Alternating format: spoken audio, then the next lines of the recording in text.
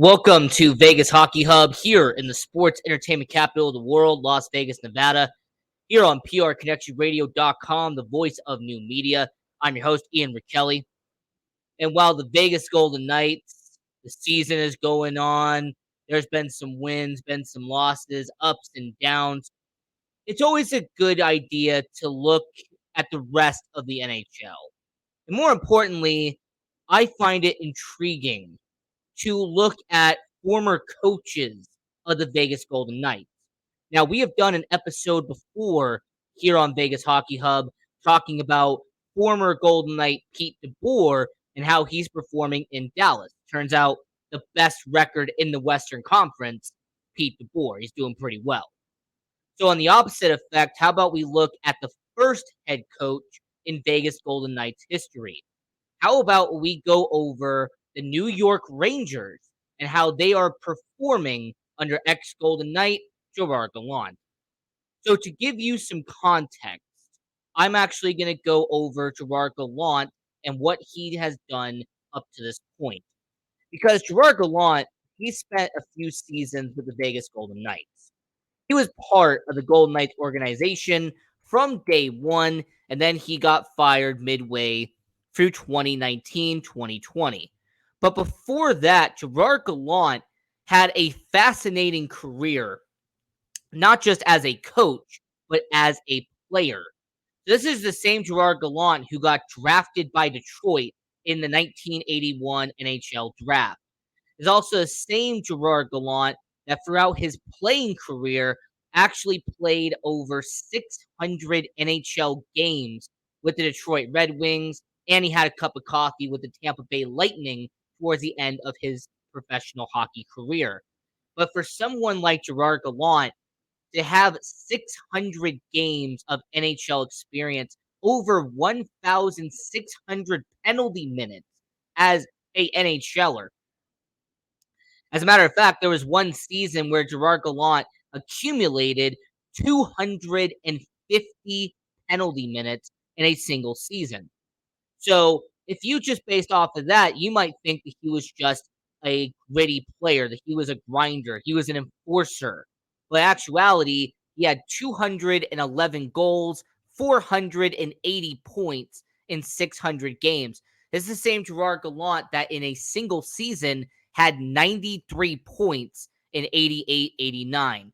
So not only was he a point scorer, but he was an enforcer as well. It's also the same Gerard Gallant that had over 50 playoff games in his career as a NHLer.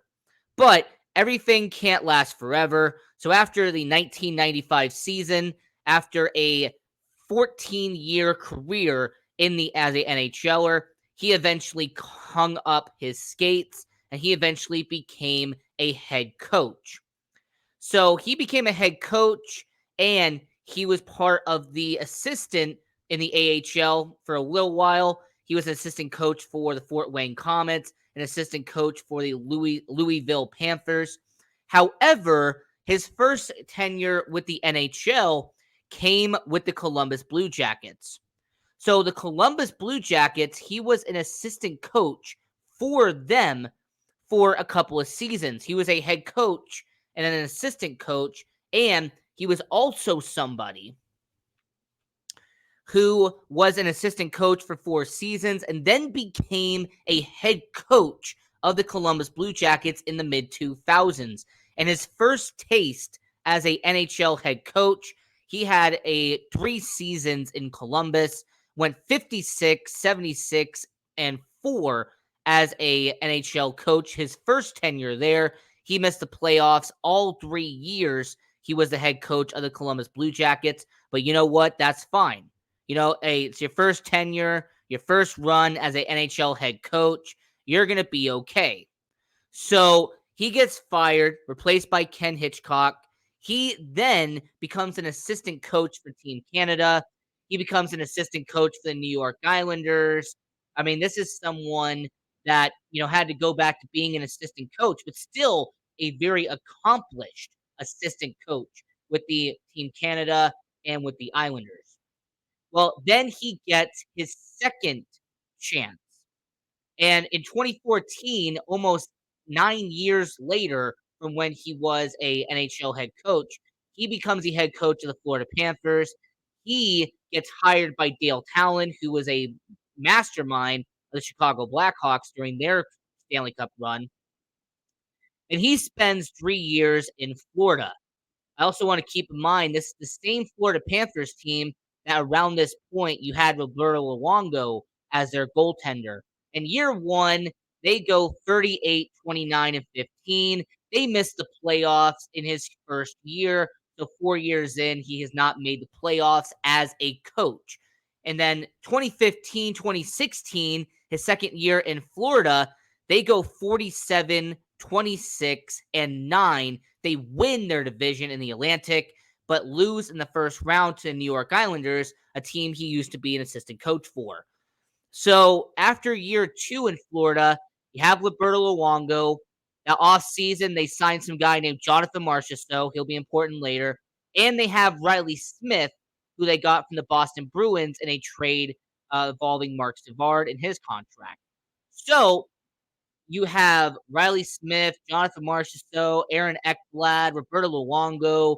There is some good talent in Florida, but after 22 games in 2016, 2017, after a 11-10-1 record, the Florida Panthers fire Gerard Gallant, and he actually has to be fired and go home on a taxi. In fact, there's a kind of a viral photo of him having to depart on a taxi and a picture of him actually trying to hail a cab after being fired from Florida. So he gets fired. They fire the general manager. They fire him. They start anew in Florida.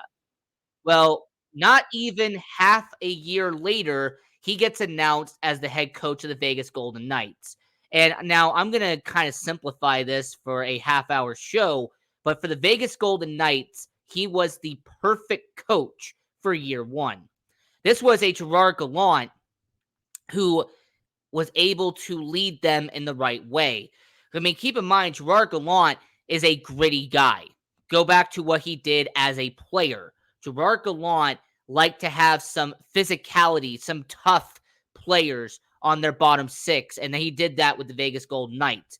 You had players like Ryan Reeves, for example. He'll be brought back up later as someone who could bring some intensity to that bottom six. You have someone like William Carrier, who can bring some intensity to the bottom six. It's just the fact that Gerard Gallant, he had some gritty guys in Vegas.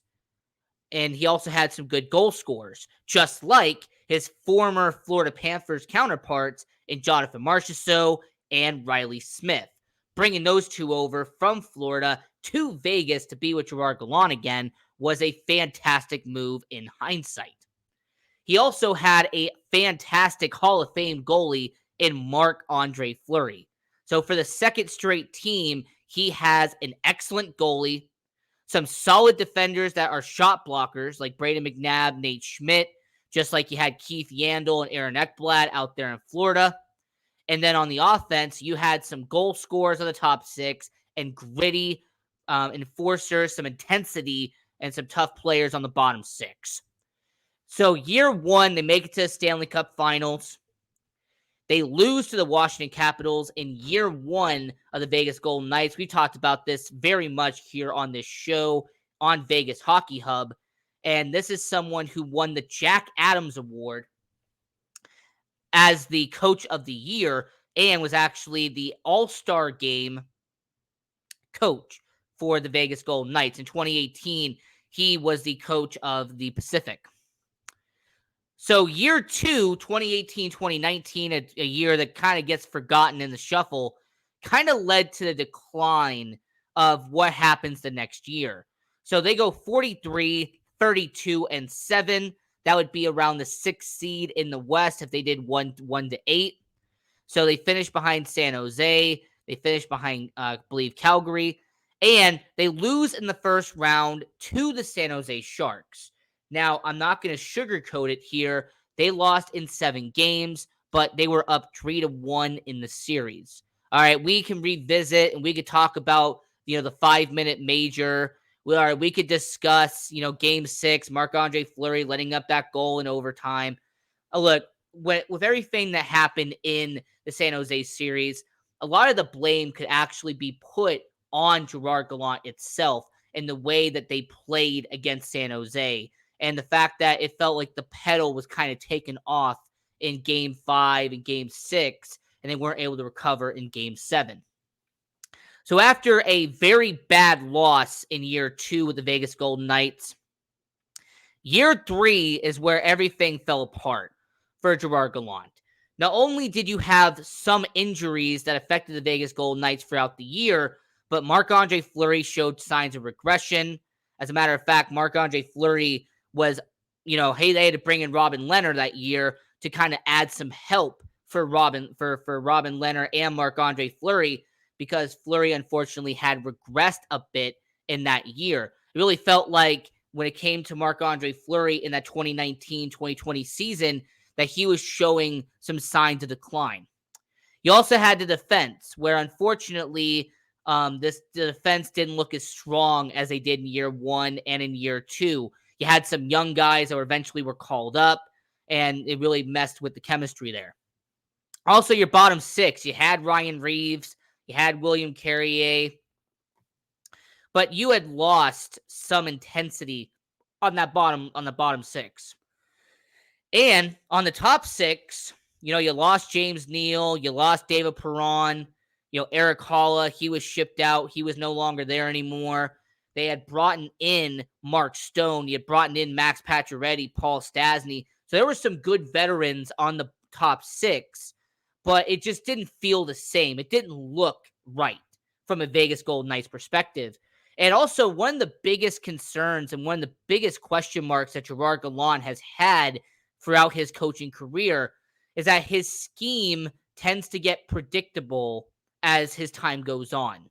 That he doesn't really change up the lines as much throughout his tenure as a head coach. From year 1 to year 2 to year 3, it's always really felt like Gerard Gallant doesn't do enough to change and to kind of, evolve his scheme and his strategies and the way that he actually plays the game as a coach. When it comes to the top 6 and the bottom 6, Gerard Gallant, it really feels like as a head coach, and especially with New York, which we're going to talk about later in the show, it's always seemed like Gerard Gallant, once he has a system in place, once he has a certain strategy and a certain way he wants to build the lineup, he doesn't do enough to change it constantly throughout the year. Unless injuries majorly affect it, it just seems like he keeps certain guys at a certain line throughout the entire year. And for anyone who has watched hockey long enough, you will know that you sometimes need to change the lines throughout the year in order to not make yourself become predictable, not to become stale. And that's really been the major fault that Gerard Gallant has had. There's also been the fact that there has been certain players under Gerard Gallant that have even come out and said that he will stall their progress, and they actually didn't mesh well with a Gerard Gallant system. We're seeing that right now with Alexis Lafreniere. I mean, this is a guy who is a number 1 overall pick with the New York Rangers, and he just doesn't seem like he fits into the mold that Gerard Gallant has in terms of lineup construction for the New York Rangers. He doesn't really fit in that system. So once again, what is something that Gerard Gallant has really looked out for? What is something that Gerard Gallant does in terms of scheme and in terms of system? Well, once again, he is somebody that in terms of top 6 is very heavy on getting that puck into the back of the net. He is very persistent on getting down to the net as quick as possible to get down there and bring pressure in terms of offense. And then on the bottom 6, having some tough, gritty guys that are able to crash the boards, be able to somebody that can break up the momentum, someone who can kind of change the momentum of the game on that bottom 6. We saw that in Florida, Vegas, and now in New York. And then defensive, once again, this is someone who has, in terms of shot blocking, in terms of having defensemen that will stand in front of the net, protect the goalie. That's something that Gerard Gallant's system does a lot, and especially with New York. We're going to talk about that in just a minute. And then lastly, having a good to great goalie in net has something that's kind of always benefited Gerard Gallant throughout his tenure as a NHL head coach. In Florida with Luongo, in Vegas with Fleury, and now with the New York Rangers with Igor. So, talking about the New York Rangers. So, how have the New York Rangers done with Gerard Gallant? How have they done since they named him head coach in June of 2021? So, not only, by the way, did he become head coach of Team Canada for the 2021 International Ice Hockey Federation World Championship, the team that won a gold medal, by the way, beat Finland and won their World Championship in 2021. That's something I just kind of wanted to briefly mention. But in June of 2021, Gerard Gallant became the head coach of the New York Rangers. And year one was phenomenal for New York. All right, 52, 24, and 6. Second best record in the Metro. They had 110 points on the year. And when it came to New York, they were running on all cylinders. This was a team that showed a lot of confidence early in the year. And when they got to the postseason, it really felt like this was a team that was destined to go far. So they beat the Pittsburgh Penguins in 7 games in the first round. They move on to the second round in 7 games, beat Carolina, who was actually better than them in the regular season, but then lose to the back-to-back Stanley Cup champion, Tampa Bay Lightning, in 6 games in the Eastern Conference Finals. So you could consider that a building block for the New York Rangers. You know, that's something that you could classify and say, you know what, that 2021-2022 season, 52 wins, 110 points, and an Eastern Conference Finals appearance, we're going to build off of that. We are going to focus on building off of the success off of what we did the year before. So, what did the New York Rangers do after this season? How did they build off of that heading into the 2022 off season for New York? Well, here's exactly what they did. The New York Rangers, heading off of that Eastern Conference Finals season, not only did they name a captain in Jacob Trouba, who became the first captain since Ryan McDonough, so replacing Ryan McDonough as the captain. There's also the same New York Rangers at that same offseason. They went in and they made some personnel changes. There was the fact that they brought in Ryan Carpenter, a former Vegas Golden Knight with Gerard Gallant. They brought him in to be on the bottom 6 and has actually been part of the AHL at times this year. They also assigned Jaroslav Halak to be a backup goaltender in the NHL. I mean, Halak has been a long-time stalwart of the NHL and is someone who has been very reliable when it comes to the NHL. So bringing him in from Vancouver, that was a good move for them. They also ended up making some moves as well when it came to bringing Vincent Trocheck over for the New York Rangers. This was a situation where he signed a 7-year deal to be part of the top 6 with the New York Rangers. And lastly, one of the key moves that they made was bringing over former Hobey Baker Award winner Jimmy Vesey. I mean, this was someone who agreed on a 1-year deal. He signed with them. Then he signed a contract extension at some point during the season as well. But this was Jimmy Vesey, who after the second tenure with New York gets brought back and is supposed to be with Gerard Gallant. So you still have Mika Zibanejad. Jacob Trouba is your captain. Igor Shesterkin just came off of Vezina, has been one of your best players. You also have Artemi Panarin, the bread man, as your face of the franchise. K-Andre Miller has progressed a lot as a defenseman. Ryan Lindgren has become a solid defenseman for the New York Rangers. Chris Kreider, he is getting better and better as a veteran for the New York Rangers. Capo Caco, 21 years old, still shows potential. And then you have Adam Fox, who is undoubtedly one of the best defensemen in the NHL as your top line and as a New York native, as kind of someone who's a local hero in New York. So this is a New York Rangers team that looked like everything was going right for them. I also want to mention certain accolades that have taken place this season. Mika Zibanejad and Chris Kreider getting to 700 games in their NHL career. And for Chris Kreider, that is exceptional considering that they have done it his entire career with the New York Rangers. So for him to play that many games as a NHLer and all of them with the New York Rangers is impressive. Artemi Panarin also having 600 points, and that 600 point being as a New York Ranger, that has gone a long way. This is also the same New York Rangers team that decided to get rid of somebody.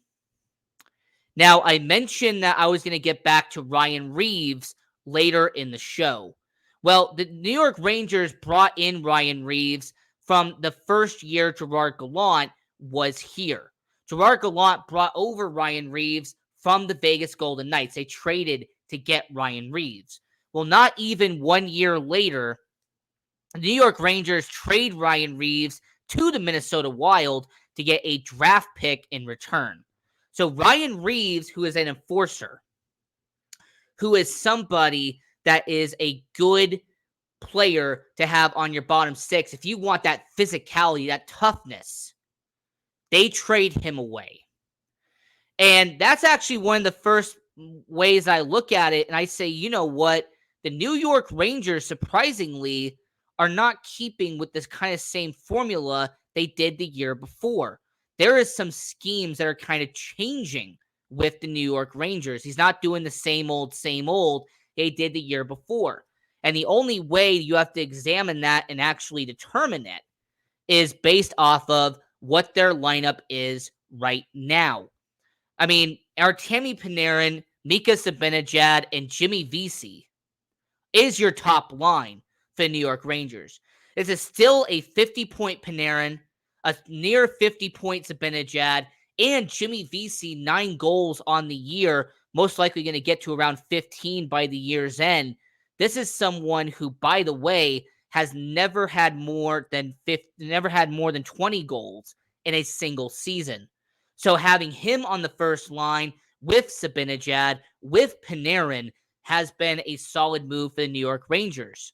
That second line with Chris Kreider, Vincent Trocheck, and Barclay Goodrow has been solid and consistent as well for New York. I mean, Trocheck has been worth every penny of that contract so far in year one. He has had 14 goals, around 40 points in around 50 games. Chris Kreider, taking a little step back from a year before, but still a 20-goal scorer with the New York Rangers. And Barclay Goodrow, around 25 points from what he has done in his career.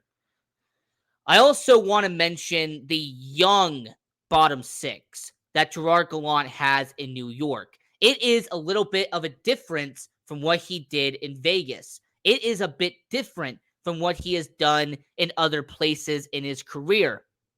As a matter of fact, there really isn't anyone on the bottom six that I would say are that physical, gritty guys that you normally see on a Gerard Gallant bottom six. I mean, you got, Will Coulier. I mean, this is a guy who, he has played a little time with the Hartford Wolfpack, 14 goals, 21 points in Hartford, has gotten called up to the NHL. I mean, this is somebody that is only at a young age with the New York Rangers, 21 years old, former second round pick with the New York Rangers. They're looking to see a lot of potential in him. You also have Samuel Belaeus, who is someone who was with St. Louis for a long time, now has become a guy who will get you 5 to 10 points every single year on your bottom line. You also have your defense with Ryan Lindgren and Adam Fox. I mean, Adam Fox, 10 goals, 48 points in 49 games, and a plus 23, When I say that he is one of the best defensemen in the NHL, I'm not kidding. And Ryan Lindgren, a plus 23, no goals on the year, but has around 15 points. And this is someone that the New York Rangers are going to be building off of, as both Fox and Lindgren are 24 years old. You have your captain Trouba with the young K-Andre Miller. And K-Andre Miller, 25 points on the year, the former first-round pick. He has done pretty well. And Jacob Trouba, now his stats aren't incredible, but for a captain, he brings leadership quality to New York. So as we get about 5 minutes left here in the show, I also want to mention that this is a team that, in terms of goaltending, Igor and Juraslav, they have done solid with the New York Rangers. You know, they're not doing amazing. They're not doing great at the moment, but they're doing solid. And the New York Rangers at this point in time need solid goaltending under Gerard Gallant. So to really kind of wrap all this up and to actually break it down the right way, how are the New York Rangers performing under ex-Golden Knight Gerard Gallant? Well, all I have to do is read out the stats for yourself to point it out. The New York Rangers are currently the sixth best team in the Eastern Conference. They have the third best record in the Metro. New York Rangers are behind the New Jersey Devils and are behind the Carolina Hurricanes at this moment in time. They are right now 2 points ahead of the Washington Capitals for the seventh spot in the Eastern Conference, and they are also 5 points ahead of eight. So they have a little cushion at the moment from being, barely in the playoffs to being a 3 seed in the Metro going up against the 2 seed in New Jersey. So you have a scenario with Gerard Gallant and the New York Rangers that I will say has done pretty well in terms of how they're doing in year two. Now, the biggest question you have to ask yourself is, will Gerard Gallant repeat what he did in Vegas? And let me explain what I mean. In year one of the Vegas Golden Knights, Gerard Gallant had his best performing year, getting all the way to Stanley Cup Finals, the Jack Adams Award, getting him to the third best record in the Western Conference, winning his division. He had a phenomenal year one. Year two, they declined just a little bit, sixth best record in the West, third best record in the Pacific, and they lose in the first round. Year three, fired. Will Gerard Gallant repeat that same process here with the New York Rangers? Year one had a phenomenal year, 110 points, second best record in the Metro, and they get to Eastern Conference Finals. Well, year two, the sixth best record in the East, third best record in the Metro. Is it possible that we're seeing deja vu? Is it possible that we are seeing the same story play out in New York? That just like Vegas, year two, Gerard Gallant is going to lose in the first round and is going to be a 6 seed, going to be the lower seed in the playoffs going up in the first round. That's just kind of something I have to play off real quick because it is an interesting point that Gerard Gallant could be repeating what he did in Vegas like he is going to be in New York. Just an idea. So this has been another episode of Vegas Hockey Hub. I'm your host, Ian Rachiele. Follow us on social media at Vegas Hockey Hub and follow PR Connections Radio at prconnectionsradio.com. I also want to give a shout, by the way, to all the fantastic shows we have here on PR Connections Radio. I want to appreciate all the people that put excellent content on here. But until next time, this is Vegas Hockey Hub. Continue watching hockey, go support junior hockey, and go Knights, go.